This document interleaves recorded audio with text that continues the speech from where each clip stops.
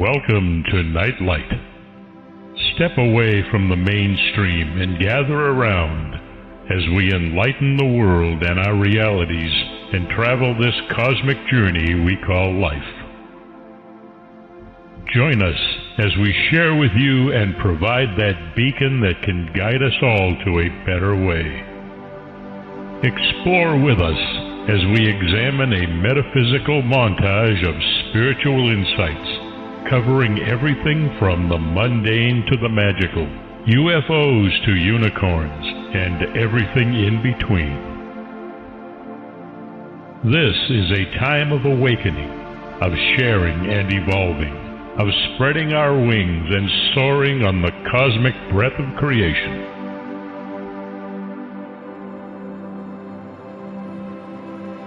Come and join with other light-minded spirits as we weave our lights together to seek understanding, enlightenment, and with a little luck, some wisdom. This is Nightlight, a reminder that you are never alone.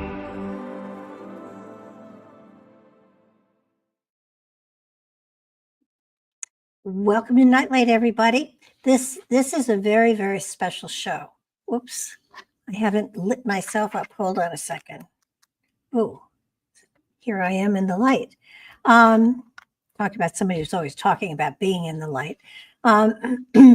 This is an amazing show because, and unique, because I get to interview somebody that I've worked with for over a decade and who actually has his own show on Nightlight. So it's going to be very interesting for me because I have weathered the storm through his writing this book that we're going to be talking about. The name of the book, by the way, is Lakes, Lizards, Linton, and Leverett, Ohio River Drainage Antiquity, Antiquarians, big words for me, Antiquarians and what they found. It's certainly not a topic that is in my wheelhouse, and yet I have been with Mark through all of the writing of this book. I've read parts of it as it went along, and it's a fascinating book, especially if you live in West Virginia. I'm going to read you what the back of the book says. The Grave Creek Mound is a well-known remnant of West Virginia's Native American prehistory. However, for most people interested in prehistory, they may not realize that fossil specimens from the northern Panhandle and upper Ohio River Valley laid the foundation for the study of America's deep antiquity. Many of the 19th century scientists were employed by the emerging fossil fuel industries when they made their discoveries of the Permian animals and plants. While the valley's geology kept the scientists returning, they made other discoveries related to the Ice Age.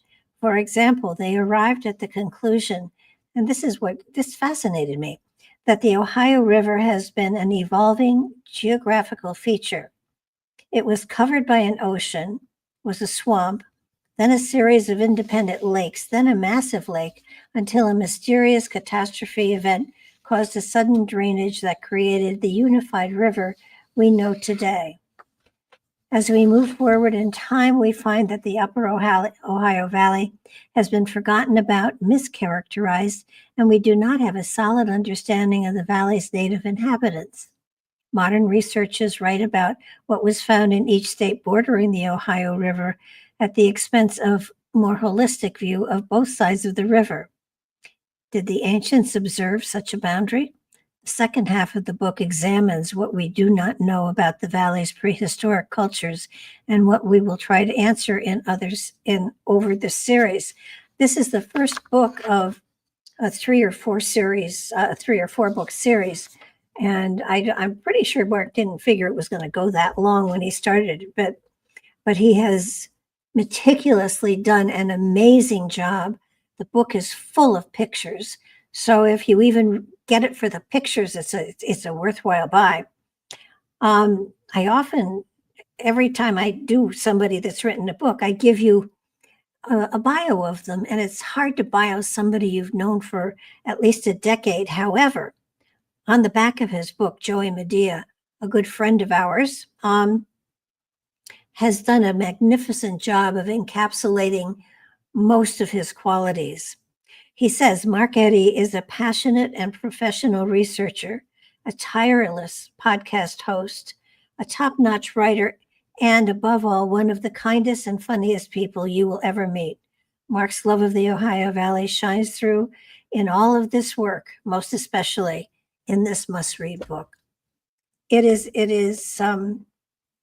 I can endorse everything he said. I can go on and let Mark sit over in the green room and just be embarrassed, but I'd rather bring him on and embarrass him in person. Welcome to the show, Mark. It's nice to co-host with you. Am I the guest or co-host? You can say any way you want. You're going to do most of the talking. Okay. This book was it's funny because I can remember you doing research, talking to archaeologists and saying, there's not material on the Ohio River Valley, and you're there, and well, how did this book come about? Because I think that's a great story.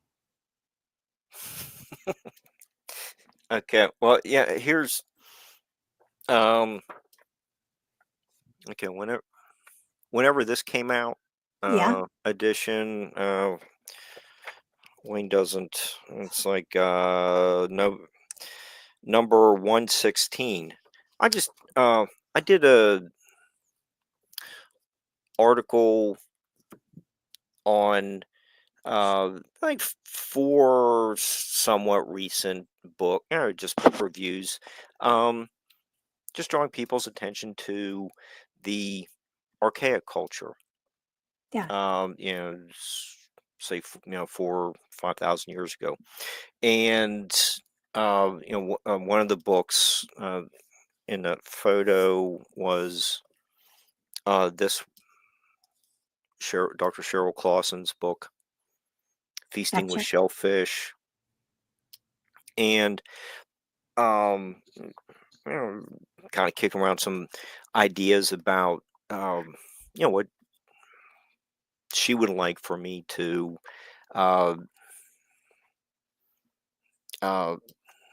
say about this book, and what I wanted to say, and got some ideas going, and it got to the point, as we were kind of wrapping up one of the conversations, is so maybe after I'm done with this article, I could do another article on this appendix in the back of your book. You have all these different categories up here in the top, and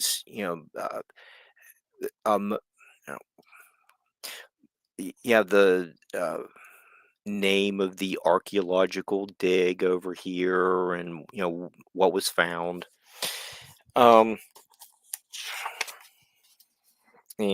get all these all the stuff found in the Green River and the Tennessee River Valley and northern Alabama. When you get over to the Upper Ohio Valley by my house, you can see the charts are about blank. Yeah. And so that was, she said, well, you live there. Why don't you go down the Grave Creek Mound, see if they have any new publications that, or new finds that maybe you can do like some kind of update or something. And I was like, oh wow, okay, that'd be really cool working with such a well-known college anthropology professor. Here's another one of her books. Uh-huh. and she has all kinds of articles and is a featured presenter at annual conferences. So that was basically the start of this series, and I thought it was going to be, just a few pages. Well, I got a couple amateur guys found this and donated it to the museum, and uh, you know, just kind of give her a little bit of an update. And I thought that, it'd be a nice opportunity of working with her. Uh, but I didn't realize it was going to become a much larger series. And as I got more involved in it, um, um, was doing some research on uh, uh, John Lothrop's dig at the East Steubenville site about 25 years ago, and we've had John Bowledge and Lisa Dugas as guests a couple years ago. And the book that they put together, as well as several other contributors, it, it's like it's a fantastic book. And I think I said on the air that it's my favorite book.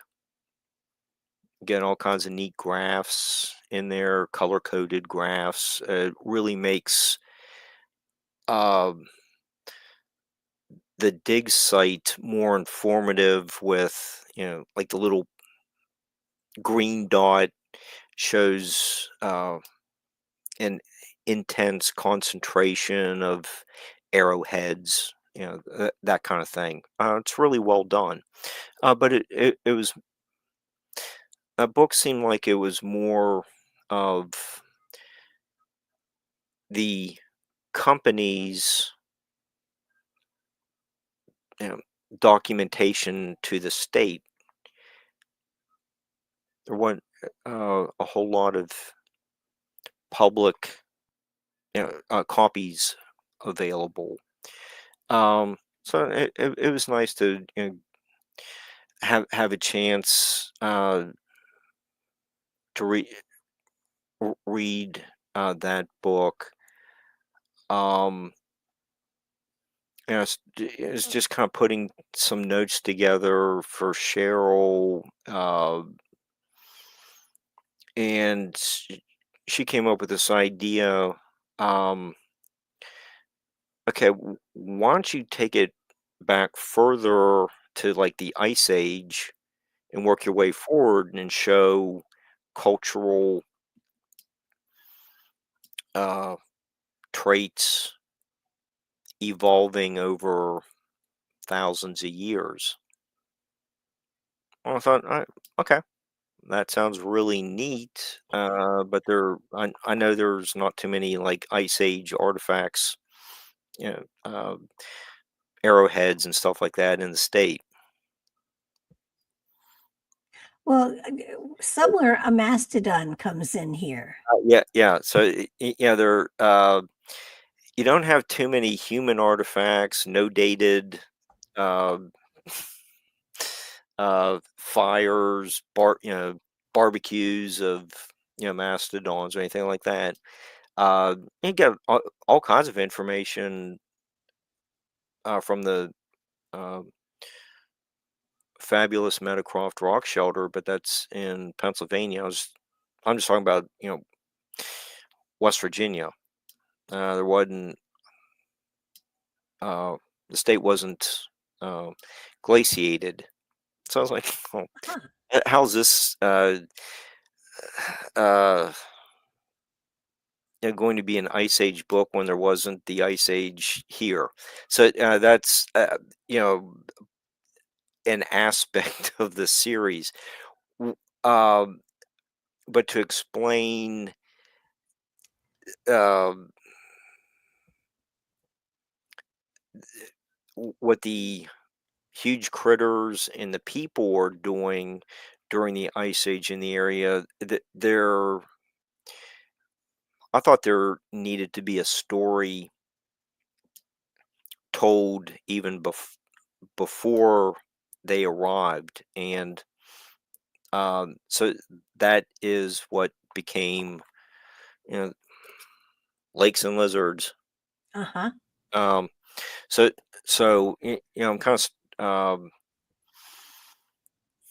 of starting with the you know inland sea type thing. That's where you get. There we go. There you go. Your favorite. Ah, See, it's like biting into my neck. It's the other way. It's like yeah, the fish head, yes. biting it into my neck. But then, I'm that uh, fish was found in the Cleveland area. That's a little bit out of my region, but um, it Well, are there no artifacts that go back that far?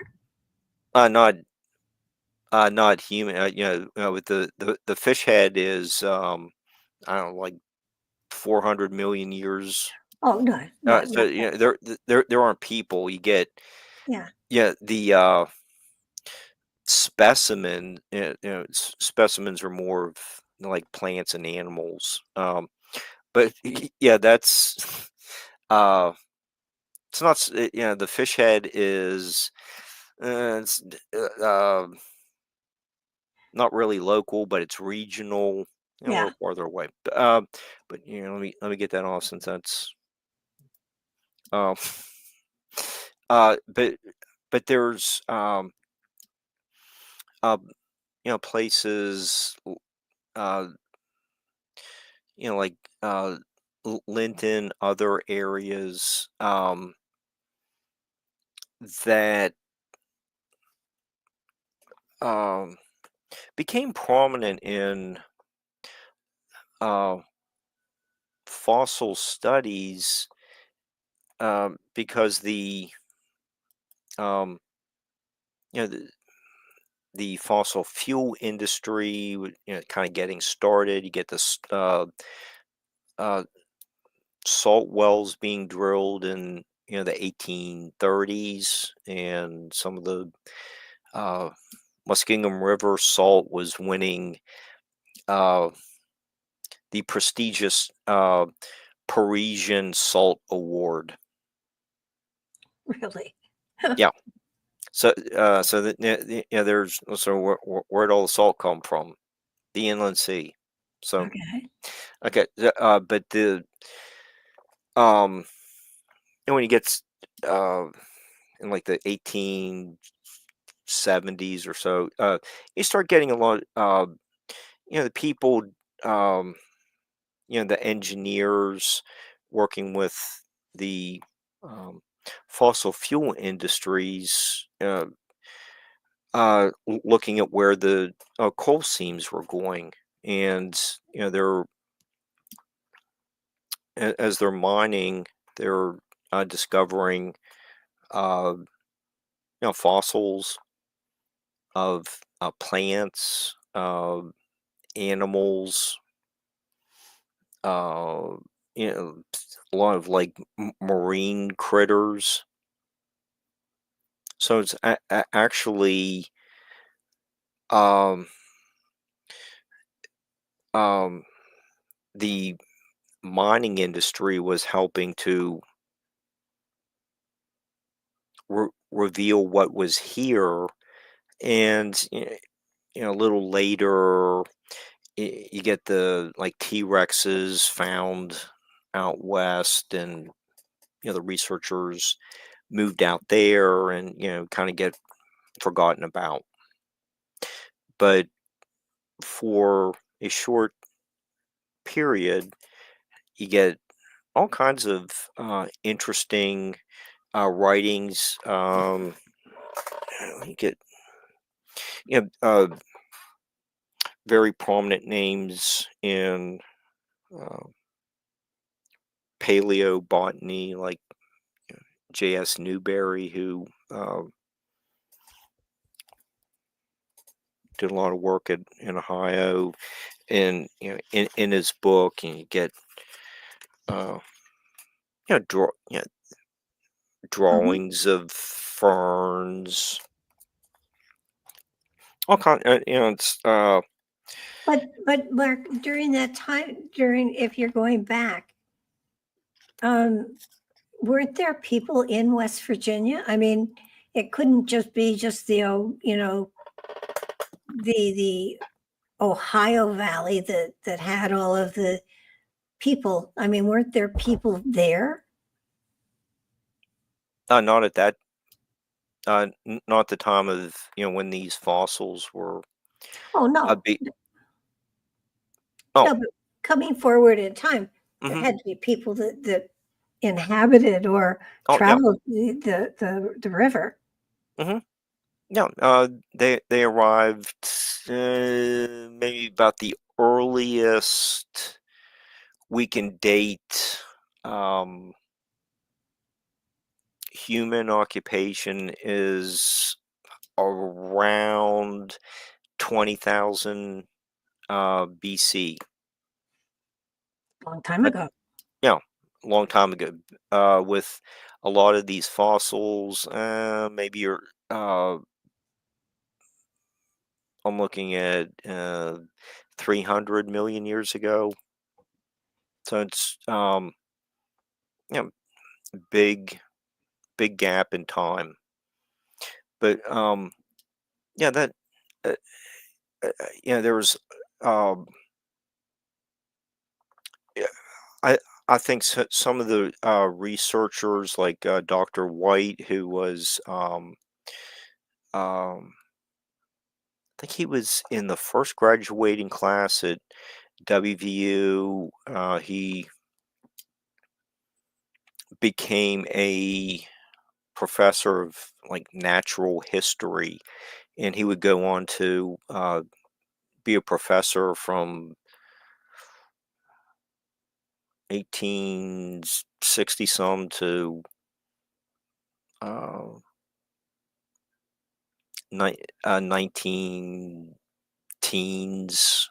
Um, he he he he natural history eventually evolved into geology, and he wrote his one of his first jobs as natural history uh, professor was going out from like Morgantown, uh, working for the second uh, geological survey of Pennsylvania. Which I just showed down one. Um, and what he here there was his book, Hmm. The Beaver River District. Um, and he went from the most like northern part of Monongahela County, West Virginia, all the way up to Erie, and he was working for the state of Pennsylvania. He's mapping all the creeks, looking at the geology. But while he's doing that, he's noting a lot of the fossils that he found, and there's a photo in the book of his notebook. It is curated at the uh, WVU downtown library. And it was really they have a really neat collection of his stuff. Trying to find it. Well, I forget what page. I've been working on the other ones. I forget the page number at this point. Oh well, but he when he's walking all these creeks, taking the elevations with uh the the aneroid. It's kind of like a blood pressure cuff that they would send up, and it checks the elevation. So he's working with like the latest gadgets. Uh, Yeah. so it's some pretty neat stuff that he was involved in. And Sam Houston from Steubenville was kind of doing a lot of the same stuff. Um, Dr. White was corresponding with Dr. Newberry. I think Dr. Newberry had was a little bit old, maybe about 20 years older. So he had more experience, and he was more of an authority. But it's really interesting to see some of the how they corresponded with each other, and it really wasn't a competition. It was more like a collaboration. And they're talking about uh, in certain locations. Why do you have like a whole bunch of like one type of fern? There's really not too many other plants there. Um, so they are posing some of these interesting uh, natural phenomenon type questions. Why why so a wide variety of plants in one area? It's kind of homogeneous in another. You get these dragonflies found in only two locations. One was near Morgantown, the other was by Steubenville. Tell me why? Well, why just those Yeah. two locations? What is um you know I don't know a whole lot about uh dragonflies. Um it's not my specialty. I know Jimi Hendrix has a lyric about a dragon riding a dragonfly. I don't I don't know a whole lot about them, other than these prehistoric ones were found in um, just two locations. What would attract them to these, kind of like what's now out of the way places? I, don't- I don't know. It just I don't know if they had an explanation, and I don't. 100, 50, 60 years later, I don't know either. It's Yeah.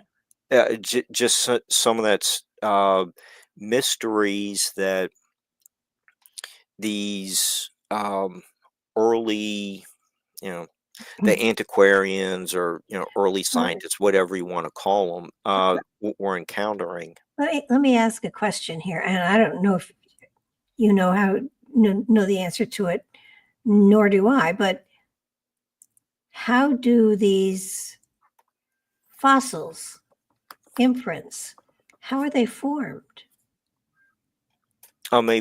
Maybe during a hard rain, they just uh, I mean, they no, can just flop onto a stone, but then how do they become a fossil?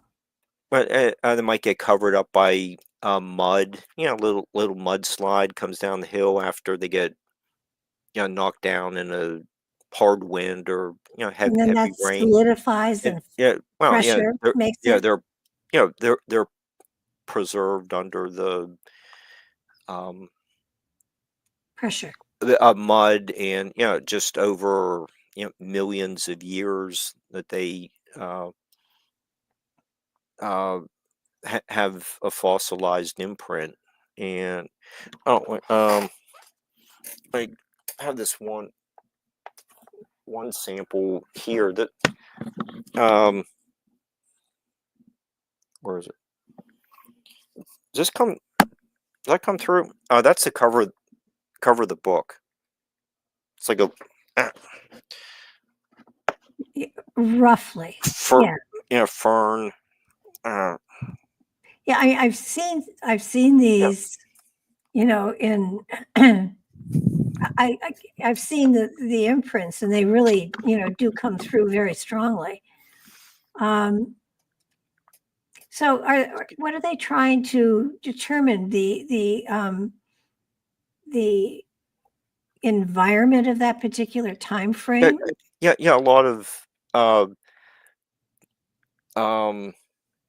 the antiquarians had ideas about the environment.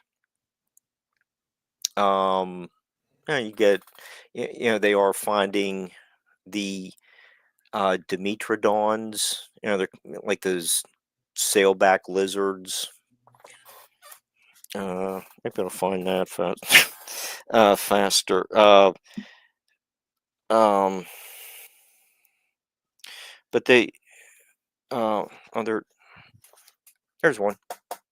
That one is on display at the West Virginia Geological and Economic Survey that was founded by Dr. White.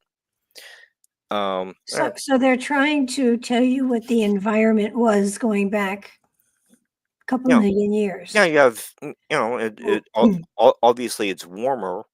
At millions of years later, it's going to be colder with the ice age. Then that melts. So okay,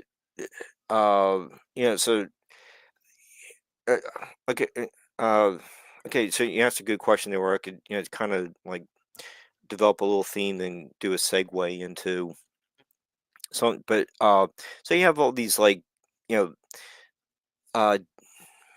different like ferns. I think most people would, probably recognize those. You get these huge tree, like the lepidodendron trees are, like 165 feet tall.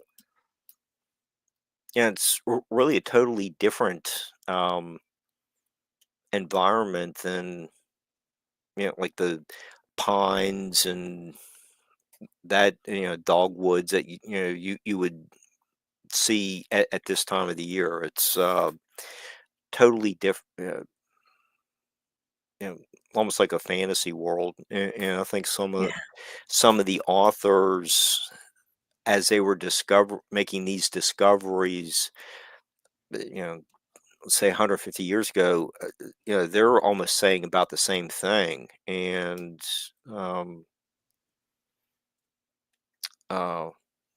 Edgar Rice Burroughs writing, like The Land That Time Forgot, and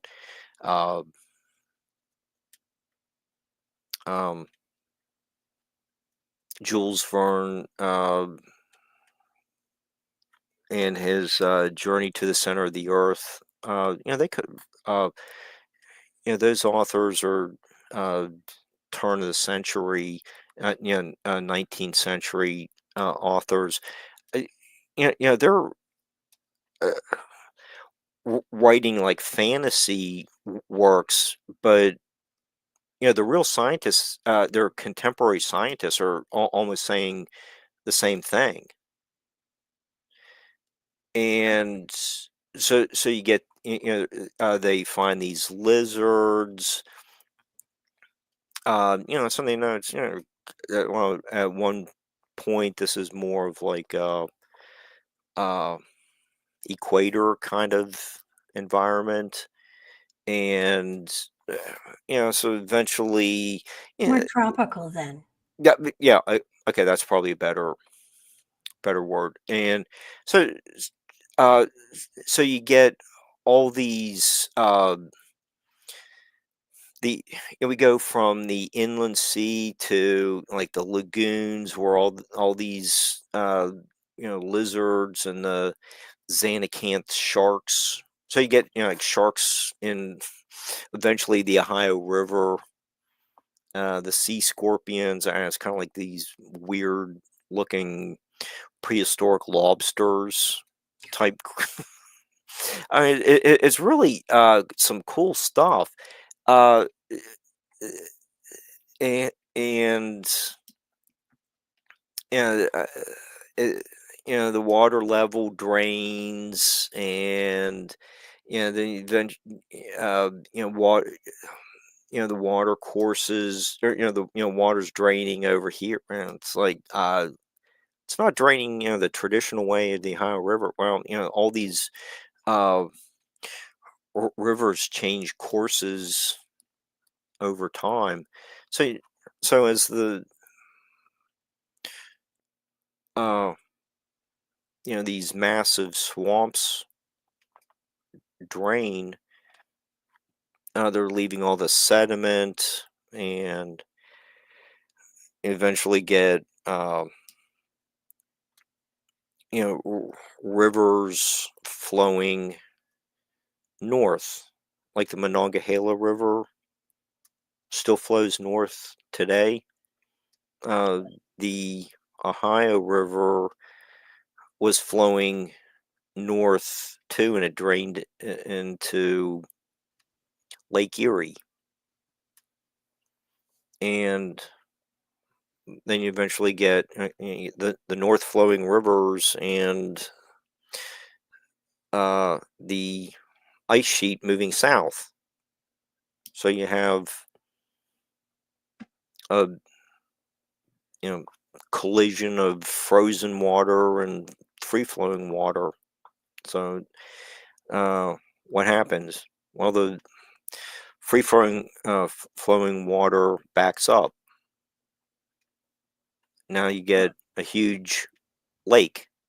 So now you went from like these swamps from millions of years ago, that filled in, and then you get eventually a little bit of water, forming these rivers, and frozen water comes down out of the north, and so now you get this dam, and the water backs up, so you get erosion, going into the different valleys, and so here's one of my resource materials. I found this was very helpful, and one of the co-authors was Dr. Stephen Kite. Mhm. We had a really nice phone call, and then he did tell me I did get a photo of the right place. And I thanked him, even though if you're lying to me, thanks. Thanks for making me feel better. But yeah, he said no. I checked it on Google Earth, and it does match up. So it's really did appreciate his verification of that. But so you get uh, the little dark space here. That's the front of the ice sheet, and Gotcha. you see the rivers backing up. You get a massive lake, and I think it was like about 1100. Dr. White in 1896 calculated that the surface of Lake Monongahela could not have risen much above 335 meters, or 110 feet, based on coals identified in Salem and Weston, West Virginia. And a coal, it like would have been this um, sediment deposits, and there'd be like a saddle, a low point between two hills that might have crossed what's now Ohio and West Virginia. So um, you get this. You have this massive lake up here in the upper Ohio River Valley. You had another one around Chillicothe, like the same time. You had down here, it'd be, off the map, but it's way down here in central Ohio. So you have these two massive lakes, which prevents um, this, just say, mammoths making into the area. They're just, it's just a constant swamp. Wow. And so, you, you um, and I just read that, Dr. White spoke about a cult, a low spot around Salem.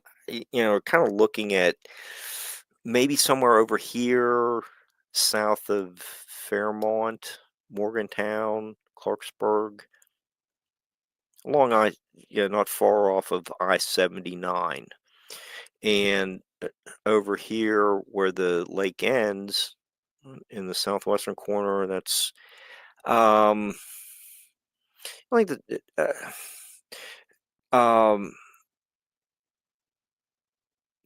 the all this area would have been draining, like the Monongahela and Ohio River draining to the north, and then you had uh the southern part of West Virginia was drained by the Taze River, which created, the ice created the um an ice dam and, huge lake in the Chillicothe area. So you had these two huge lakes, and at some point, there, Dr. White and uh, Frank Leverett from the U.S. Geological Survey said that there was a coal here, and, yeah, and there was one over somewhere over here, the East Liverpool area. Um, so so when they're saying the New Martinsville coal broke, a dam broke, and all the water drained to the south that created the Ohio River we know today. But why did one of the things that really interested, where I got into this, um, what caused the dams to break? Was there, you know, Could for there the be ice?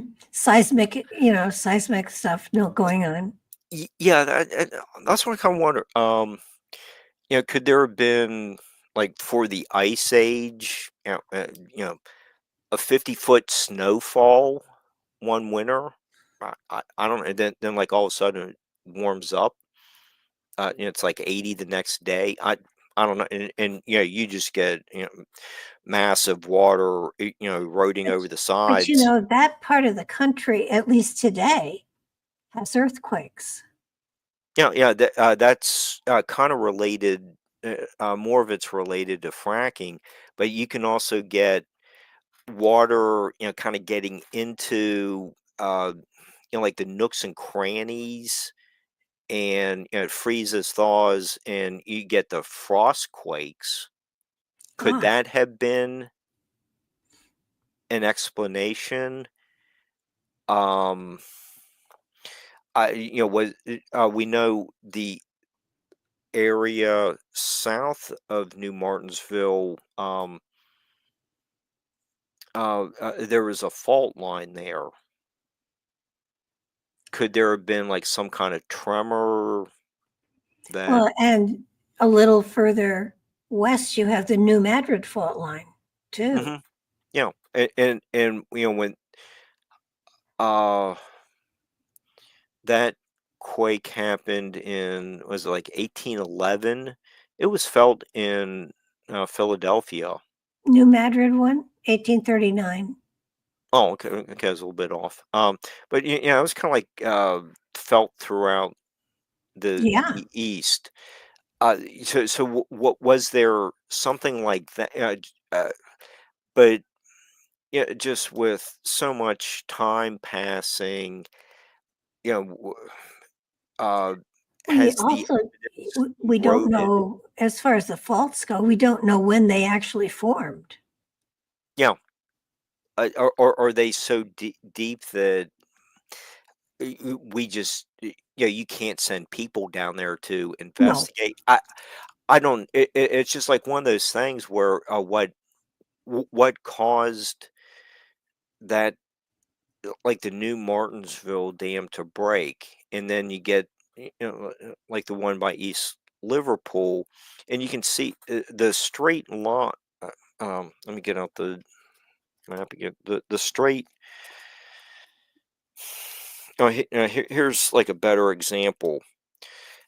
The the present Ohio River, kind of has that straight line from, like uh, the Pittsburgh area over to East Liverpool. Well, the straight line also follows, is parallel to the front of the ice sheet. So the little dam broke here, and it flowed to the west, and that helped to change the course of, the Monongahela River, where it was flowing north, and went more to the west than down, to southwestern, in a southwestern direction towards, New Orleans. So, wh- you know, my area really doesn't have like a, really prominent, like San Andreas fault kind of yeah. feature.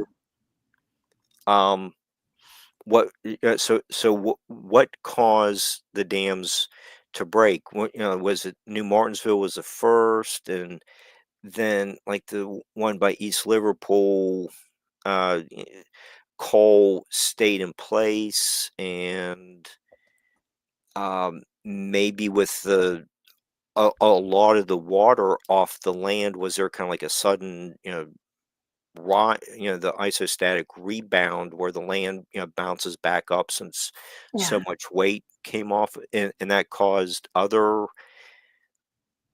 uh, coals to break. They were already weakened, and they, um, that was the rebound is the last thing that, you know caused the dam to break. I I don't know. Um How would you I tell? I mean, it's I impossible, you know. Yeah, I'm just kind of throwing out the idea, like, have a few possibilities. I'm not, like a super high trained, um, geologist. It's very possible I'm missing something. I'm just kind of throwing out, just some general ideas.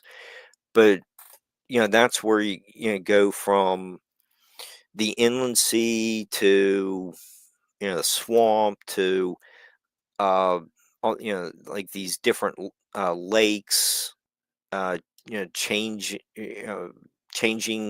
the lake dimensions, and that they eventually all totally drain, and there's like, the unified Ohio River, flowing down to New Orleans, and Was the inland sea freshwater? I think it was, ocean water, salt salt water. So the That's salt where. comes from, that's where the salt comes from. Mhm. Like the salt mining that, um, uh, Dr. Samuel Hildreth, was involved in. Well, So he's with the buried at the coastline Conus Mound. with the coastline sinking and all, sometime in a million years or so, salt may flow into that area again.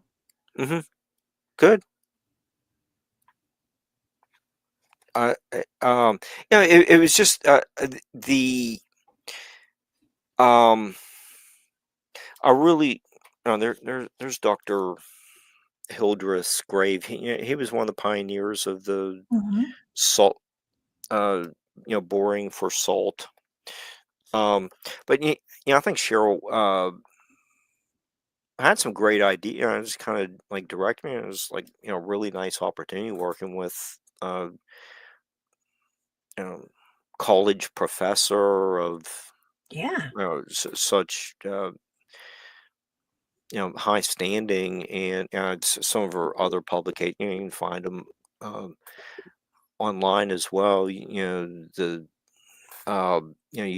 sent quite a few too. They're quoted later on in the series. But it's just really nice. And I was like, uh, the opportunity to uh, you know, uh, work with her in different um, and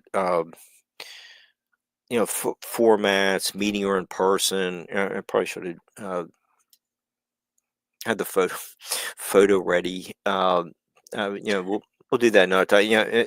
Okay. Once I get into uh, the people part, I'll send her talk to her about.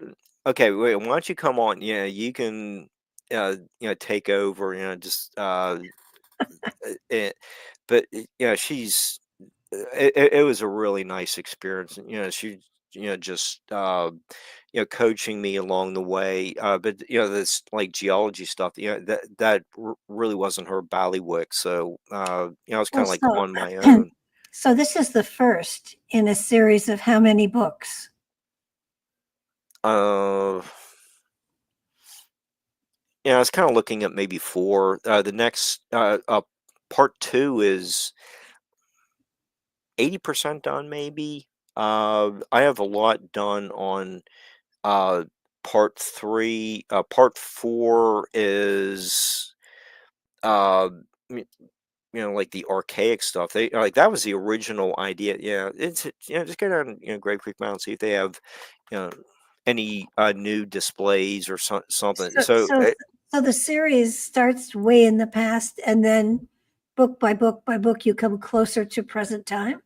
yeah, but it was it was written more as like the Star Wars, series where it's like, you get the original trilogy is actually towards the end of the entire series, or the Godfather type stuff.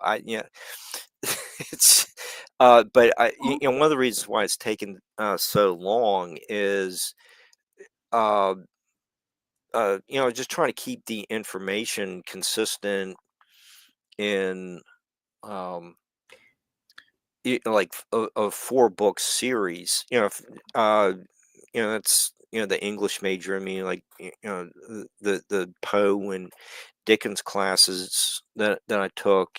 If I'm mentioning something in part one, uh, am I still working it into parts 2, 3, and 4, and just kind of work the character out of the story. Well, So I have to give you this, that your writing style is amazing. It's very uh, readable. okay,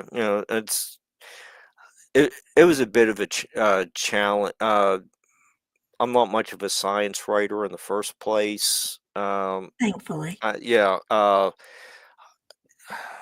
it's try.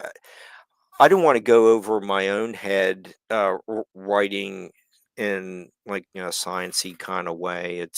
I was trying to tell more of a story, Yeah, no, it and comes across. It uh, really does. okay, thank you. Yeah, and there's some um short biographies of like Frank Leverett and Newberry, Dr. White, Sam Houston, the local engineer, civil engineer, not the Alamo guy, Yeah.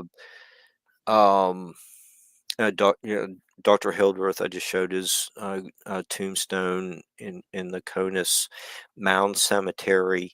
So uh, get a, yeah, I think you get a good feel of who a lot of these. early researchers working in like the salt industry, coal mine. You get a little bit of the oil stuff too. It's a forerunner to Yeah. fracking. Um, uh, you get some of the, uh, a lot of these guys are going into the coal mines to do their research. They're also going through the piles of rocks that are brought out of the mines as well. And they're collecting all this stuff, and some of it's still on display in um, like the Orton Museum in on the Ohio State campus. You get some at the American Museum of Natural History. There are other artifacts that um, some of this. Where to put? Oh, the um, Dr. White in his the Beaver report on progress in the Beaver River District.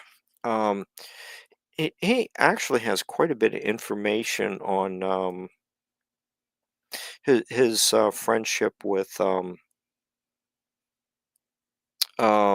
Mr. Mansfield. Uh, a lot of these plants, it's like pages. Like here's all these the Latin names and stuff. Yeah, and he does. Dr. White does talk about to the intelligent, enthusiastic proprietor of the Cannell Coal Mines, Mr. I.F. Mansfield. The survey is indebted for one of the finest collections of fossil plants that has ever been made at any single locality in the country. And there's some of these had like nuts or fruits on them. Yeah, this is like fossilized stuff from hundreds of millions of years ago. Really cool stuff. You go to this place. I had some uh, museum people, told me about where is this property was located. Um, and you sit there and wonder. It's like uh, the I don't know exactly how deep the mines were, but if you just drive through the that area, just right down the street from where the mines were located, it's like a little neighborhood. You get a street going through there. Wow.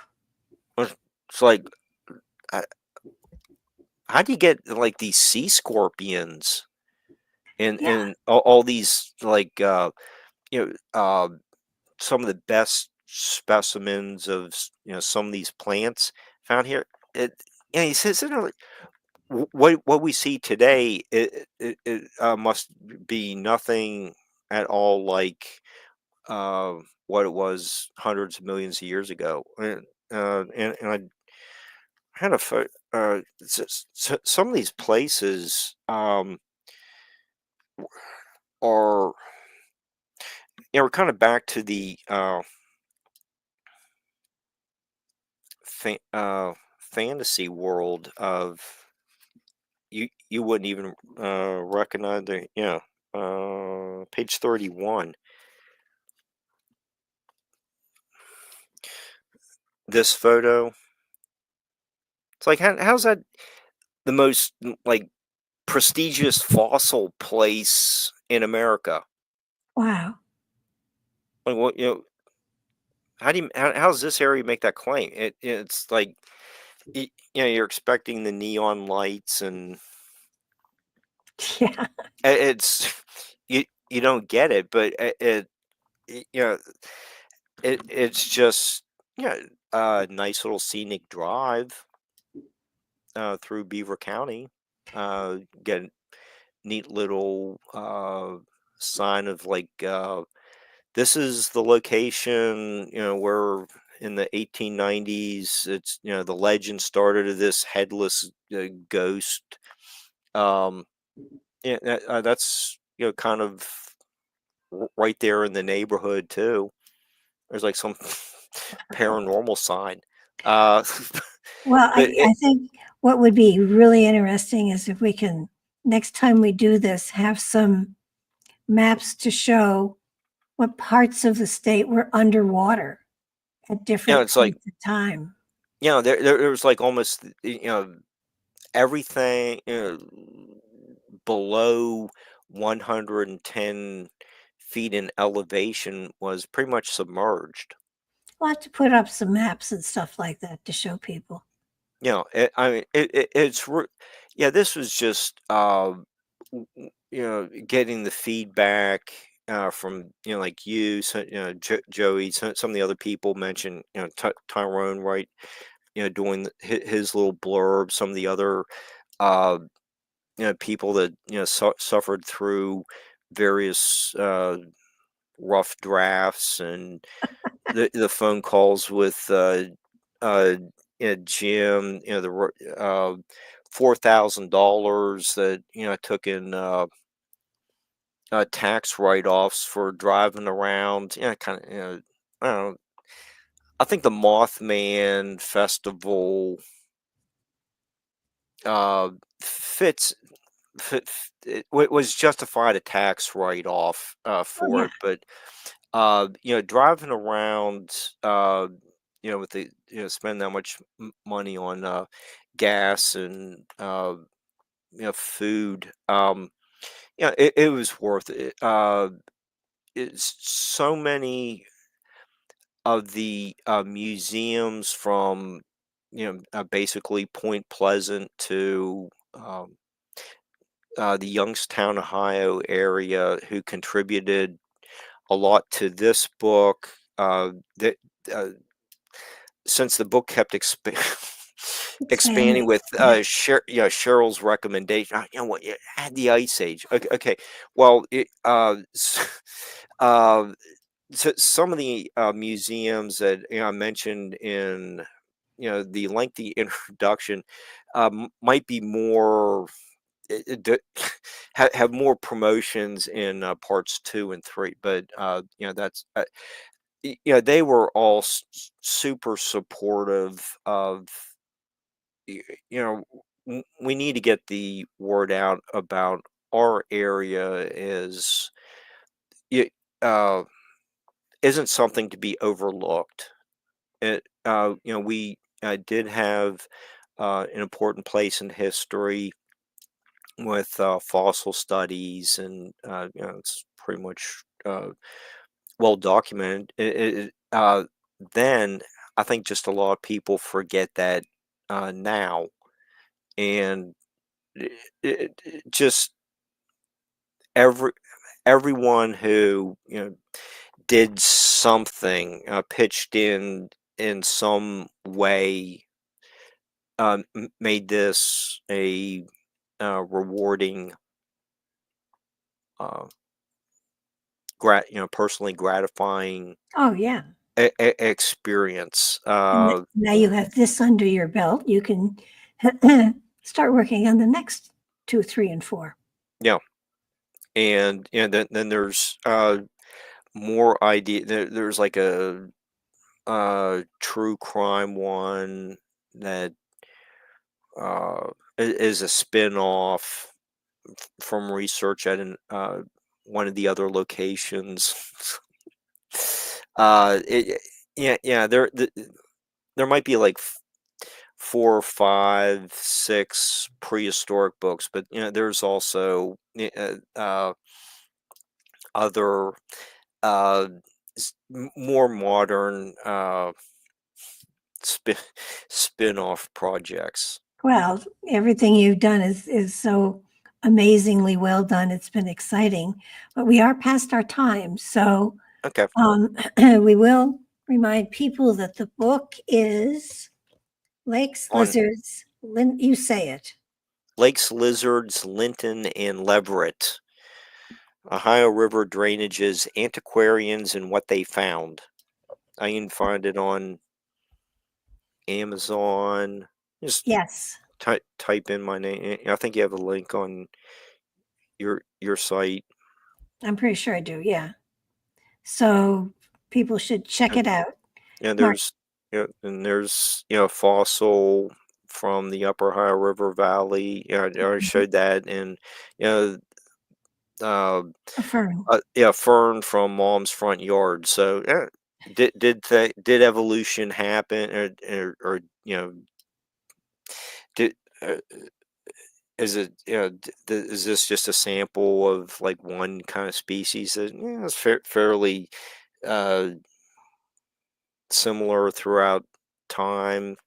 And Hmm. just just I was kind of just kick around a lot of ideas, but it's based on what researchers found, and what was on display in museums, and just the whole thing was just I'm just really glad Cheryl pulled me in to this project, and I am too, because it's a wonderful book, and I'm looking forward to the other ones. So yeah, for tonight, don't go anywhere. For tonight, let's say good night. oh, Good all night. right. Thank you for the opportunity. Good night, everyone. Thanks for seeing me co-host and guest on my own show.